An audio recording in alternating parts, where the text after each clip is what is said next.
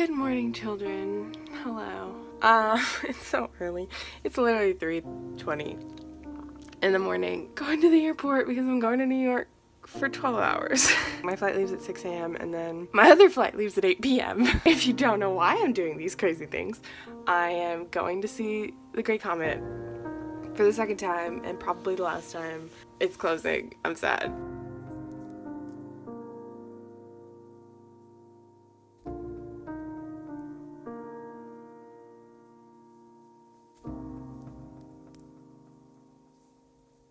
So, I got a curling wand recently because Sarah makes it look so good and easy, and I figured out with my short hair I kind of like it curly better than straight, and so I was trying it out for the first time and it doesn't look half bad. Also, my makeup, killing it, you know?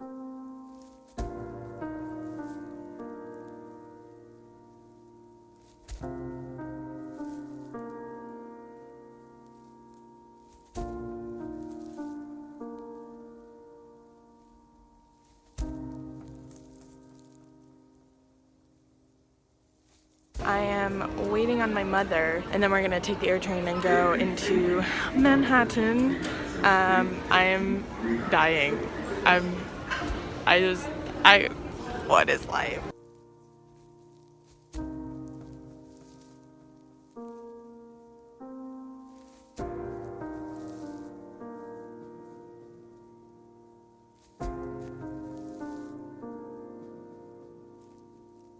So we made it. We're in New York City and we're going to meet Laura and everybody for lunch, and it's exciting. It's like coming home. We've just been here, but it's fine.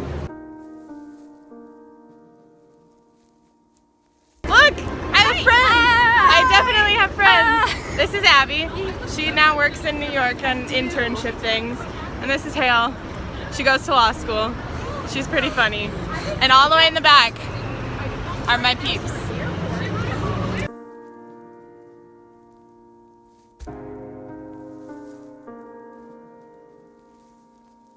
Look where we are. Hi, I love you.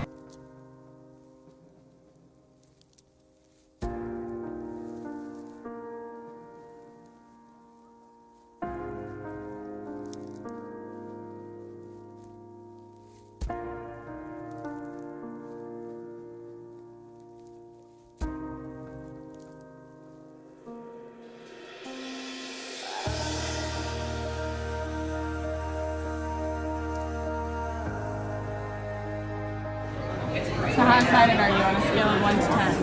How excited am I? How excited are you? 11. That's not possible. It's 1 Okay. to 10. Okay, 8.5.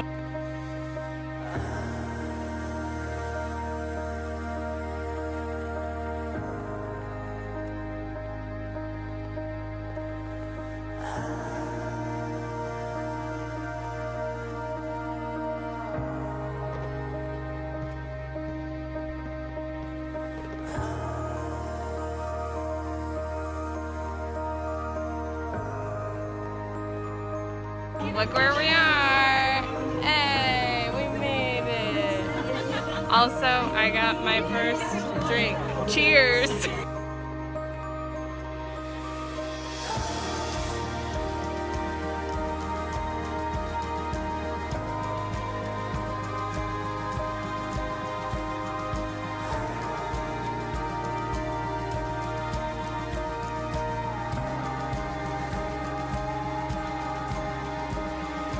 How did you like it? What would you rate it? 10 out of 10. I'm not allowed to say 11. So 10.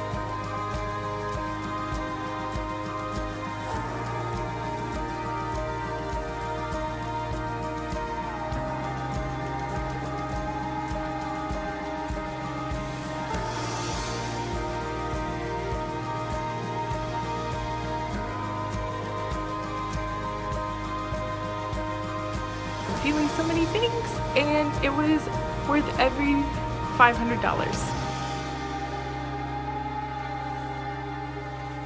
Like, I've seen it before, but this time I was like, I knew what to expect, I knew everybody, and I was just like breathing it all in, you know? It was definitely an incredible experience. They all walked out for like the introduction to like tell us what not to do, and I was just like, they're so close. Literally, Lucas Steele was so close to me. So at the beginning, they hand out dumplings, and the person in our section who was like giving us instructions was Pearl, and she has the violin tattooed on her stomach. That's the ensemble member.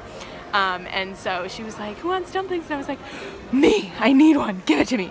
And she was so sweet. And so as she was like handing them out, I was like, I loved you on the Instagram stories, like it was so good. And she was like, oh my gosh, thank you so much, that means so much, thank you, thank you. And then the other really cool thing that happened, so during the abduction, there's obviously the part at the beginning where it's like, everybody raise a glass.